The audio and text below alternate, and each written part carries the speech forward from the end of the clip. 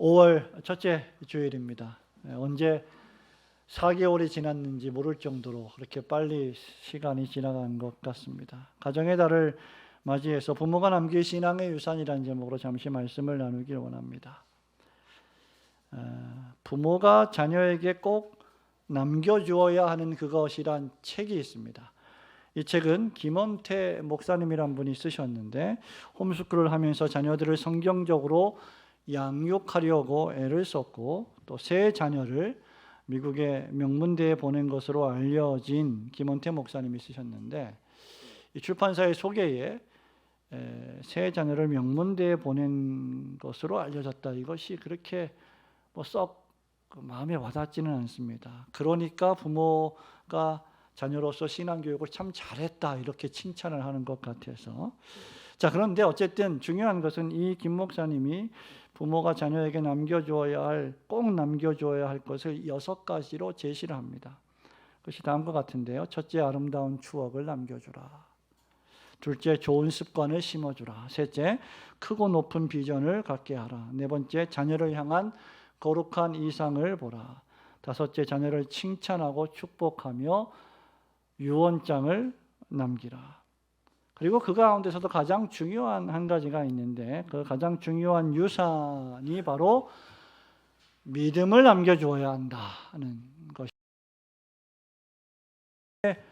좋은 것을 유산으로 남겨주고픈 것은 모든 부모의 바람이 아닐 수 없습니다. 이미 자녀를 다 키우신 분도 계시고 키워가고 있는 분도 계시고 앞으로 키우려고 또 하나님이 주시는 태의 열매를 기다리고 있는 가정들도 있고 잠시 잠깐 오면 또 이 세상에 나올 귀한 생명도 있을 것입니다. 우리 예수님은 마태복음 7장 11절에서 너희가 악한 자라도 너희 자녀들에게는 너희 자식들에게는 좋은 것으로 줄 안다라고 하셨습니다. 그러니 자기 자녀가 잘 되기를 바라지 않는 부모가 세상에 어디 있겠습니까? 신자인 부모들도 결코 예외가 아닙니다. 우리 부모들이 자녀들에게 뭔가 좋은 것을 주려고 하는 것은 생득적인 것이 아니라 사실 하나님 아버지께서 그분의 자녀들에게 좋은 것을 주시려고 하는 사랑의 아버지이시기 때문입니다. 그렇다면 우리 신자인 부모들은 어떤 것들을 유산으로 남겨주어야 할까? 어느 소셜 네트워크에 올려진 게시물을 보니까 부모가 늙어서 자녀에게 하지 말아야 할 5가지가 있다라고 글을 쓴 적이 있습니다. 그 중에 하나가 부모가 재산을 유산으로 물려주는 일이 절대 해서는 안 될 일이다. 혹시 재산을 많이 갖고 계신 성도님 여러분, 잘 들으시기 바랍니다. 오히려 그 재산을 자녀들에게 주기보다 사회에 환원하고 하나님 나라를 위하여 쓰며 또 공공의 복지로 쓰는 일이 여러 가지로 유익하고 부모의 노후 대책에도 바람직하지 않다라는 거죠. 자녀에게 재산을 주는 것이. 그런데 그 아래 이런 댓글이 있습니다. 물려줄 재산이라도 있어야 그런 걱정을 하지. 서민으로 살아가는 우리 모두가 공감하는 댓글입니다. 그렇다면 가진 재산이 없는 사람은 아무것도 물려줄 수 없을까? 우리 그리스도인들은 우리 자녀들에게 무엇을 물려주어야 할까? 가정의 달을 맞아서 오늘 본문 말씀을 중심으로 신자 가정이 어떤 참된 유산을 나눠줘야 할지를 2가지로 함께 생각해 보고자 합니다. 우선 무엇보다도 첫 번째로 신자 부모의 신앙과 말과 행동 전부가 자기 자녀에게 영적 유산이 된다는 사실을 우리 그리스도인 부모들은 명심해야 할 것입니다. 우리 6절과 7절 말씀을 함께 보겠습니다. 이삭이 그랄에 거주하였더니 시작.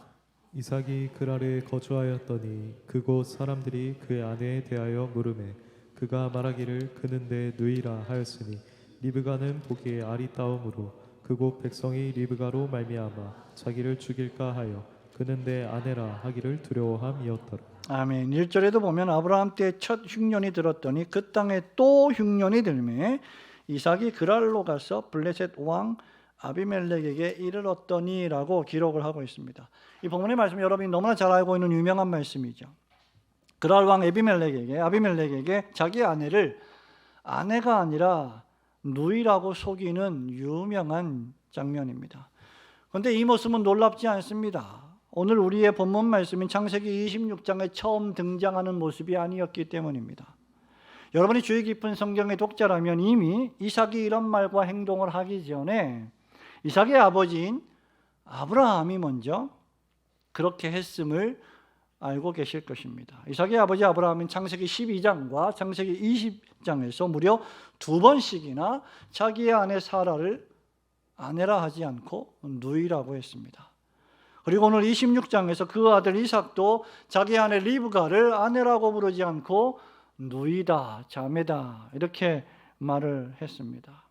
이유도 똑같습니다. 리브가는 보기에 매우 아름다워서 그곳 백성이 리브가로 인하여 자기를 죽일까 하여 그녀를 자신의 아내라 하기를 두려워했던 것입니다. 확실히 아브라함의 아내와 이삭의 아내는 아름다웠던 것 같습니다. 자신이 죽을까 봐 죽기를 두려워할 정도로 아름다운 미모를 가졌던 것으로 판단됩니다. 그리고 아내를 빼앗기게 될까 봐 궁여지책으로 거짓말을 하게 됩니다. 그런데 이 이삭의 행동이 어디서 왔을까 곰곰이 한번 생각해 보시기 바랍니다. 아브라함이 2번씩이나 이런 행동을 했다는 것은 결코 우연이 아니죠. 물론 아브라함이 20장에서 거짓말을 했을 때는 이삭이 태어나기 전입니다. 그렇게 이삭은 자기 아버지의 거짓말과 어떻게 보면 비겁한 행동을 직접 목격하지는 못했을 것입니다. 그럼에도 불구하고 창세기 12장과 20장의 2번의 거짓말의 사건에도 불구하고 하나님께서는 아브라함에게 주신 언약의 말씀, 아브라함과 맺은 그 약속을 지키시고 이스라엘의 후손으로 아브라함과 이삭과 야곱과 다윗의 후손으로 오실 메시아를 탄생시키시기 위하여 모든 사례의 위협과 사라와 리브가가 이방족 속의 아내가 되는 것을 섭리 가운데 막으셨습니다. 이것을 우리는 providence, 섭리라고 부릅니다. 하나님께서 당신의 구속의 뜻의 목적을 성취하시기 위하여 존재하는 모든 것들을 다스리고 계시는 것을 섭리라고 부릅니다. 하나님께서 아브라함과 그의 후손을 통해 메시아를 보내시려는 언약을 맺으셨고 하나님 아버지께서 그 말씀을 주셨기 때문입니다. 비록 아브라함은 그 언약을 지키는 일에 신실하지 못했습니다. 충성하지 못했습니다. 순종하지 않았습니다. 그러나 하나님께서는 신실하셨습니다. 그리고 이삭은 아브라함과 그 아내 사례를 통하여 이 놀라운 하나님의 섭리와 보호하심을 아브라함과 그 어머니 사라를 통하여 자주 들었을 것입니다. 그 가운데 부모로서 자신이 어떤 연약과 어떤 실수를 저질렀는지도 듣게 되었을 것입니다. 그렇다면 이삭의 이런 거짓말이 어디서 왔는지 우리는 추론해 볼 수 있는데 이런 거짓말은 의심의 여지 없이 아브라함에게서 온 것입니다. 그래서 본문 1절에서도 아브라함 때 첫 흉년이 들었더니 그 땅에 또 흉년이 들매 이삭이 그랄로 갔다라고 기록한 것입니다. 창세기 기록자인 모세는 이삭의 사건과 아브라함 사건을 의도적으로 연결시키고 있습니다. 굳이 왜 아브라함 때 첫 흉년이 들었는데 그 땅에 또 흉년이 들어서 이삭이 그랄로 갔다고 기록을 하고 있는 것입니까? 이삭의 아버지 아브라함이 첫 흉년 때 애굽에 가까이 이르러 지금 이삭이 한 거짓말을 먼저 똑같이 했기 때문이죠. 창세기 12장 11절입니다. 그가 애굽에 가까이 이르렀을 때에 그의 아내 사레에게 말하되 내가 알기에 그대는 아리따운 여인이라. 애굽 사람이 그대를 볼 때 이르기를 이는 그의 아내라 하여 나는 죽이고 그대는 살리리니 원하건대 그대는 나의 누이라 하라. 그러면 내가 그대로 말미암아 안전하고 내 목숨이 그대로 말미암아 보존되리라 하니라. 아브라함이 자신의 생명이 하나님의 절대하신 주권과 섭리 가운데 있음을 확신하지 못하고 그 안에 사라에게 있다고 확신하게 되는 장면입니다. 내 목숨이 그대로 말미암아 보존되리라. 창세기 20장 1절도 마찬가지입니다. 아브라함이 거기서 네게브 땅으로 옮겨가 가데스와 술 사이 그랄에 거류하며 그의 아내 사라를 자기 누이라 하였으므로 그랄 왕 아비멜렉이 사람을 보내어 사라를 데려갔더니, 도리어 아내라고 말하지 않고 누이라고 말함으로 아내를 빼앗겨 버리는 엄청난 실수를 아브라함이 저지른 것입니다. 성도 여러분, 우리는 우리 자녀들에게 집이나 땅이나 돈이나 여러 가지 물건들을 줄 수도 있고 또 안 줄 수도 있습니다. 그것은 모두가 다 우리 부모의 통제 안에 있습니다. 우리의 자녀들이 우리의 품 안에서 살고 있는 동안에 자녀들은 우리의 통제 가운데 있습니다. 하지만 그 가운데서 우리가 통제할 수 없는 것이 있는데 그것이 바로 부모의 말이요, 부모의 행동입니다. 그래서 어떤 의미에서 부모란 무서운 자리일 것입니다. 알게 모르게 나의 말과 행동이 자녀들에게 직접적인 영향을 끼치게 됩니다. 이삭은 창세기 12장과 20장에서의 아버지의 거짓말을 직접 들은 적이 없고 직접 본 적이 없습니다. 그런데 놀랍게도 그런 아버지의 모습을 판박이처럼 똑같이 하고 있는 이삭의 모습을 우리는 26장에서 발견하게 됩니다. 참으로 부전자전이라고 아니할 수가 없을 정도입니다. 추측해 볼 수 있는 것은 이런 아브라함의 연약이, 인간적인 연약이 이삭을 낳은 후에도 계속되었을 것이다 라는 사실이죠. 그리고 이삭이 그 모습을 보고 들었을 것입니다. 이삭은 이렇게 생각했을지도 모를 겁니다. 아, 우리 아버지가 거짓말을 저렇게 하는데 하나님이 보호해 주시는구나. 우리도 이렇게 생각할지 모릅니다. 이삭도 거짓말을 했으니 우리도 필요하면 급할 때 거짓말 정도 하는 거 뭐 그렇게 큰 죄가 될까?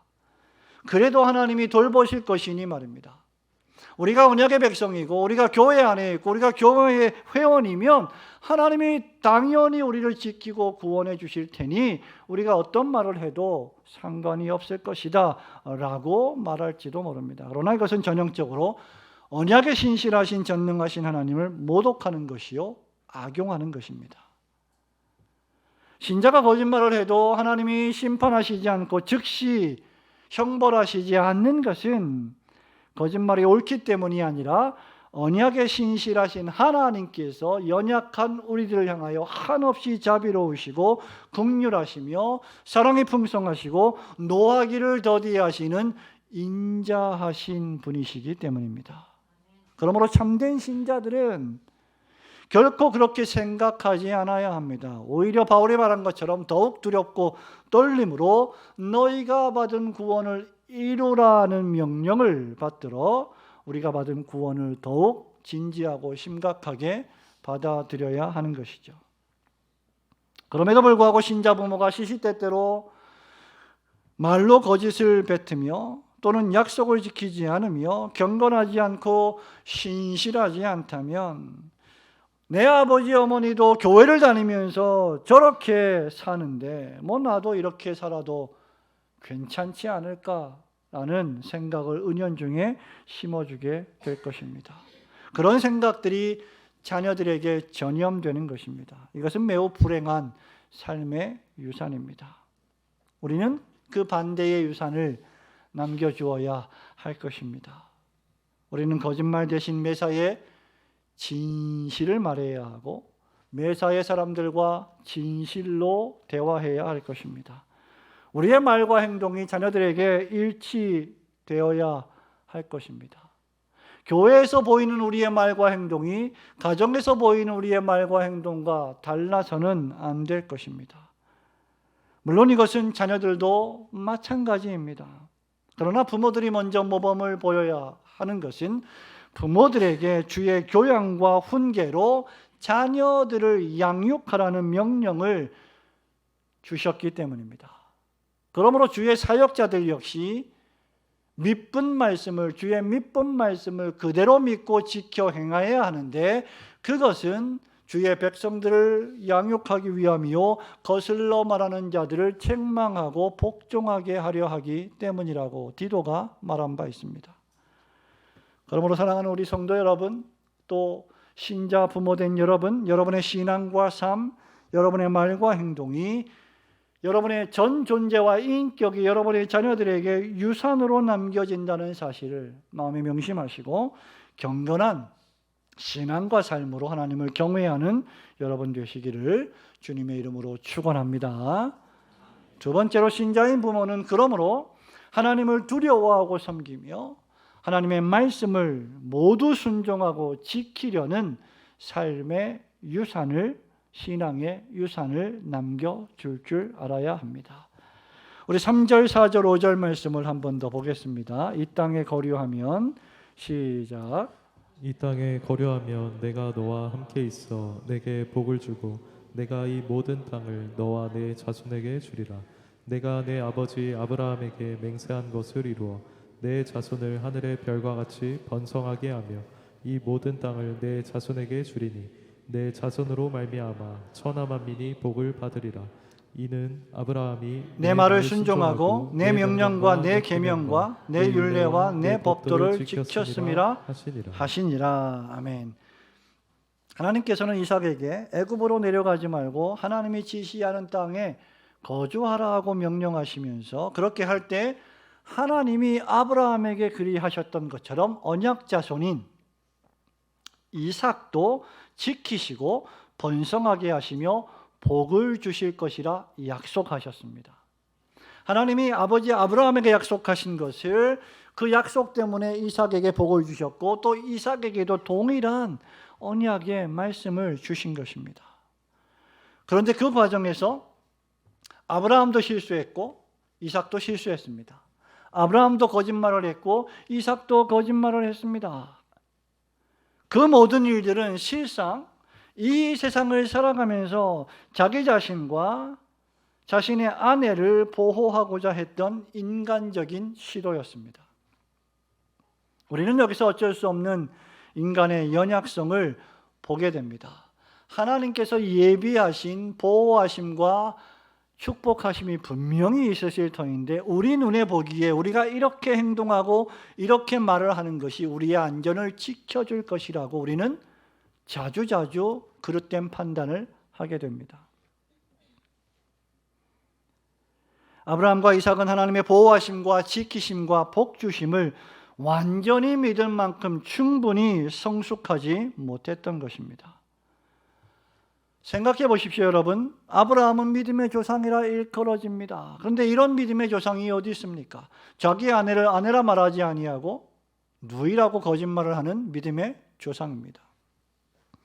또한 그의 아들 이삭을 또 믿음의 조상이라 일컬어지는 아브라함의 그 아내 사라와 리브가가 이런 측면에서 볼 때, 저는 이 말씀을 읽을 때 참 대단한 아내들이다, 대단한 부인들이다, 그런 생각이 듭니다. 이렇게 실수가 많고 이렇게 거짓말을 하고 이렇게 문제를 일으키는 남편들을 나의 주여, 주님에게 복종하듯이 순종하듯이 그렇게 남편들에게 순종하고 복종하며 살았던 아내들입니다.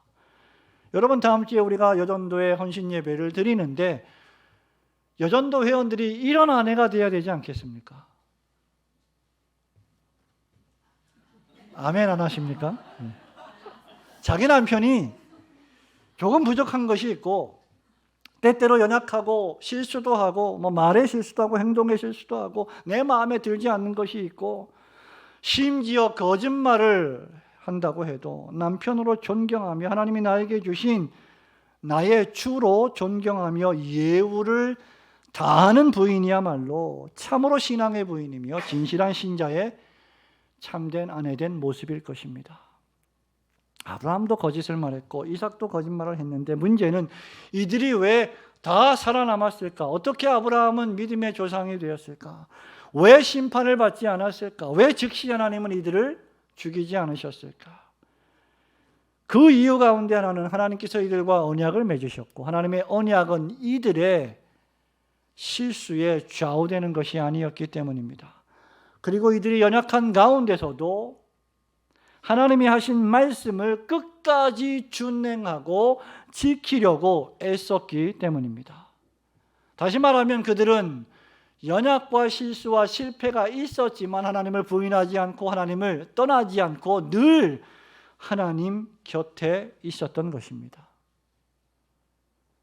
욥이 축복을 받은 것도 바로 이 때문입니다. 욥도 이해를 할 수 없었고 자신에게 벌어지고 있는 이 일이 자신의 살아온 삶에 비교해 볼 때 부당한 것이라 생각하며 자기 의를 드러내긴 했지만 그는 절대로 하나님을 떠나지 않았습니다. 모든 불평과 불만과 원망을 하나님 앞에 토해냈습니다.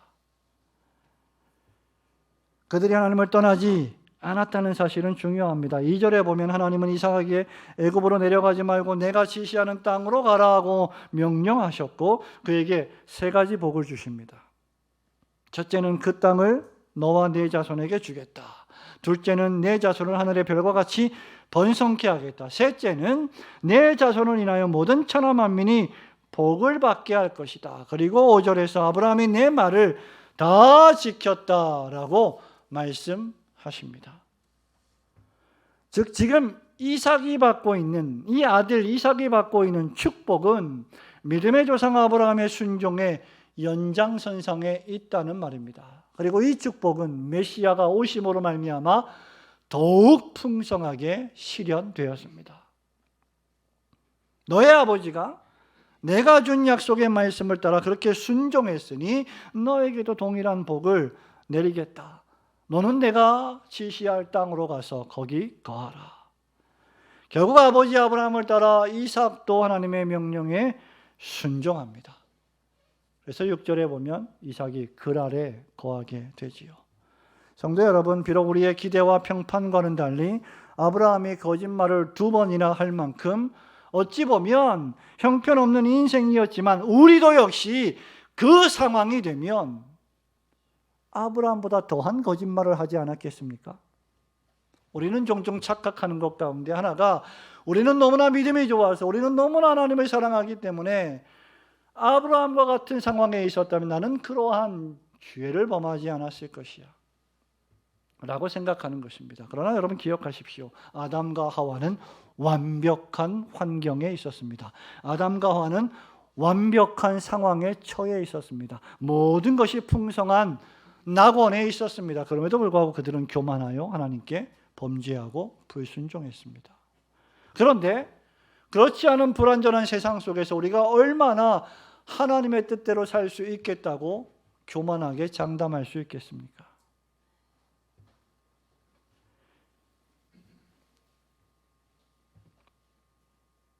비록 우리의 기대와 형편과 달리 아브라함이 이렇게 거짓말을 했지만 이것을 제외한 다른 모든 부분에 있어서 그는 하나님을 따랐고 하나님의 명령에 순종했습니다. 심지어 너의 독자 아들 이삭을 바치라는 명령까지도 그는 순종했습니다. 그리고 그것을 그의 믿음의 아들 이삭이 직접 보고 목격했습니다. 아버지, 번제할 나무는 있는데 번제할 어린 양은 어디에 있습니까? 여호와께서 준비하시리라. 그것이 아브라함과 이삭, 아버지와 아들 사이의 믿음이었습니다. 하나님의 명령에 순종하기 위하여 아들 이삭을 결박하고 죽이려 할 때에 이삭은 하나님 아버지를 향한 경외감과 그 명령에 순종하려는 신앙의 절도와 기계를 보았을 것입니다. 그런 아들 이삭이 하나님의 명령에 순종했음은 두말할 필요가 없었을 것입니다. 이삭이 비록 아내 리브가를 누이라 속이고 거짓말을 했음에도 하나님이 이삭을 지키신 것은 그가 글 아래 거하라는 하나님의 명령에 순종했기 때문입니다. 이 말씀을 통해 부모된 우리 신자들은 자녀들 앞에서 어떻게 신앙생활해야 할지를 묵상해 볼 필요가 있습니다. 우리의 자녀들에게 아름다운 신앙의 유산을 남기는 방법은 부모된 우리들이 철저하게 하나님을 두려워하고 하나님의 말씀을 생명보다 귀한 것으로 여겨 지키는 것입니다. 전적으로 하나님을 의지하는 삶의 모습을 살아가는 것입니다. 교회에서 자녀들에게 하나님을 믿는 신자의 모습을 보이기는 쉽습니다. 그러나 가정에서 신앙인의 모습을 보이며 사는 것은 결코 쉬운 일이 아닙니다. 우리 이 교회 또 가정의 가장들이 자주 저지르는 실수 가운데 하나가, 교회에서는 하나님이 왕이시지만 가정으로 가면 내가 왕이 되기 때문이죠. 가정에서도 역시 왕은 하나님이십니다. 그 왕 대신 하나님을 섬기며 질서 있는 가정이 될 때 그 가정은 아내가 남편을 복종하고 남편이 아내를 사랑하며 부모가 자녀들을 주의 교양으로 훈계하고 자녀들이 그러한 부모를 존경하는 것입니다. 우리 주님께서 선지자가 고향에서는 높임을 받지 못하신다고 말씀하신 바가 있어요. 부모들이 가정에서 육체적인 부모와 자녀의 관계 이상인 영적 부모로서의 신앙의 권위와 믿음을 나타내야 할 필요가 여기에 있는 것입니다. 여러분이 가정에서 신자 부모로 사는 것에 실패하면 교회에서도 성공할 수 없으며 그 반대도 역시 마찬가지일 것입니다. 짧지 않은 교육과 목회의 경험으로 볼 때 저는 자녀의 신앙생활, 자녀의 교회생활은 거의 대부분 자기 부모를 닮게 되어 있음을 발견하게 됩니다. 부모가 예배를 소홀히 여기며 수시로 불참하면 자녀 역시 그럴 가능성이 대단히 높습니다. 자녀가 그것을 보게 됩니다.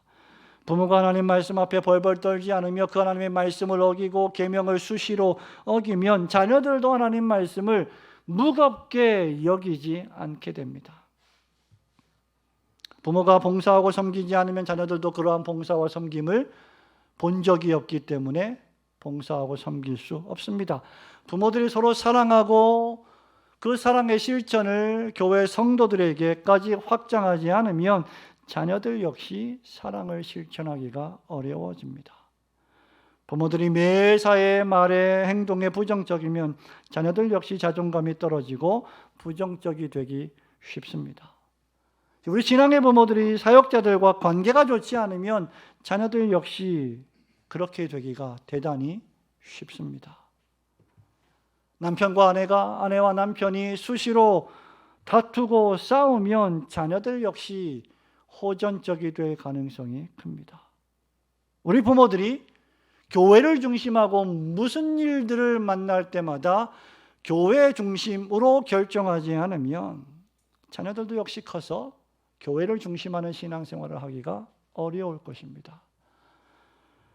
그렇게 되면 우리 교단의 매우 중요한 가치인 하나님 중심, 성경 중심, 교회 중심이라고 하는 이 생활 원리는 그저 허울 좋은 구호에 지나지 않게 될 것입니다. 그러나 신앙의 부모가 불굴의 의지로 자녀들에게 하나님 말씀을 읽어주고 가르치고 하나님을 경배하는 예배의 모범을 보이며 매사에 기도하는 자세로 하나님을 의지하며 살아간다면 알게 모르게 우리의 자녀들은 그러한 부모들의 모습을 보고 부모들의 신앙을 본받으며 부모가 두려워하고 경외하는 하나님을 동일하게 두려워하고 경외하게 될 것입니다. 그렇기에 자녀가 하나님을 경외하며 올바르게 살도록 돕는 첫걸음은 부모 자신이 하나님을 경외하며 올바르게 사는 것입니다. 그러므로 여러분이 교회에 있든지 주일에 모든 예배를 마치고 여러분 가정에 돌아가든지 여러분이 어디에 있든지 매사에 하나님을 두려워하고 그분만 믿으며 그분의 말씀을 지키고 순종하시는 부모들이 되시기를 주님의 이름으로 축원합니다. 사랑하는 우리 올고등교회 성도 여러분, 말씀을 맺습니다. 부모들은 자녀가 보는 데서만이 아니라 자녀가 보지 않는다 할지라도 하나님을 경외하는 신앙인의 절도를 지켜내야 합니다. 늘 흐트러짐 없는 반듯한 신자 부모가 되어야 합니다. 그러나 이것이 자녀들의 신앙을 옥죄는 율법주의로 전락되면 안 될 것입니다. 반듯한 흐트러짐 없는 신자 부모가 되어야 하지만 늘 따뜻하고 사랑스럽고 온유하며 자비한 부모가 되어 주어야 할 것입니다. 그래야만 이 혼탁한 시대에 이스라엘 왕이 없으므로 사람들마다 각기 자기 소견에 옳은 대로 행하는 이 시대에 진정한 왕이 누구시며 우리가 어떻게 살아가야 할지를 우리의 자녀들이 보고 배우며 존경하고 공경하며 사랑하는 부모가 될 수 있을 것입니다. 때론 한없이 사랑이 넘치고 인자하고 친한 아버지, 어머니이지만 때로는 자녀들을 하나님의 말씀 앞에서 양육하기 위하여 한없이 엄하고 강직해야 할 필요도 있는 것입니다. 우리에게 맡겨주신 자녀들을 신앙으로 잘 양육하기 위해서 언행심사를 삼가 조심하고 두렵고 떨림으로 하나님을 섬기는 하나님 앞에서의 인격자들이 되어야 할 것입니다. 목사님, 저는 자녀가 없습니다. 어떻게 하면 좋습니까? 우리 교회 안에 있는 모든 청년들이, 모든 학생들이, 모든 자녀들이 우리의 영적인 자녀들입니다. 신자인 자녀들은 그런 좋은 신앙의 부모를 또 교회 안에 더 큰 가족들을 둔 것을 기쁨으로 생각하고 그 유산을 본받아야 하며 좋은 신앙의 부모님을 존경하고 공경해야 합니다. 오늘이 5월 4일인데 내일이 5월 5일이고 5월 8일 계속해서 연휴가 있고 어린이날, 어버이날이 있습니다. 이게 이렇게 붙어 있는 것이 이렇게 썩 좋아 보이진 않습니다. 부모가 자녀에게 어린이에게 어린이날 용돈을 주고 선물을 주었으니까 이제 나도 좀 받아야 되겠다. 이런 생각으로 줄 그런 마음이 들기 때문이죠. 할 수만 있으면 우리는 부모님에게 자주 연락을 드리고 자주 찾아뵙고 용돈도 드리고 선물도 드려야 마땅합니다. 부모 없는 자녀들은 존재할 수가 없기 때문이죠. 앞으로 이 교회에서 태어날 미래의 귀한 자녀들을 또 그렇게 출산하고 우리는 양육해야 할 것입니다. 그리고 그러한 자녀들이 출산되었을 때 내가 낳은 자녀가 아니라 할지라도 하나님이 우리 교회에 주신 우리의 아들, 딸로 우리 모든 성도들이 그 자녀를 같이 양육해야 하는 것이 개혁교회에 주신 참된 유산입니다. 목사님, 저는 우리 자녀들이 다 출가하고 이제 집에 가면 아무도 없는데 무슨 모범을 어떻게 보이겠습니까? 그렇다 하더라도 하나님이 보고 계시고 교회 안에 많은 자녀들이 있습니다. 다시 말씀드리지만 우리 교회의 청년들과 학생들이 우리의 영적 자녀들입니다. 적지 않은 청년들이 오늘 연휴를 맞이해서 고향을 방문하고 있고 부모님을 찾아뵙고 있는 줄 알고 있습니다. 물론 여행을 가는 그런 청년들도 있겠죠. 우리 교회 안에 선물로 주신 영적 자녀들에게 믿음의 평생 하나님을 경외하고 교회를 사랑하며 사명에 충성하는 믿음의 유산이라는 본을 우리 모두가 남겨주어야 할 것입니다. 우리 올고든 교회 안에 하나님을 두려워하고 섬기는 부모님들이 더 많아지고 그런 부모님을 존경하고 사랑하며 우리 함께 하나님 나라에 들어갈 때까지 서로 아끼고 사랑하며 주의 일에 충성하는 부모와 자녀들로 풍성한 교회가 되기를 주님의 이름으로 축원합니다. 아멘.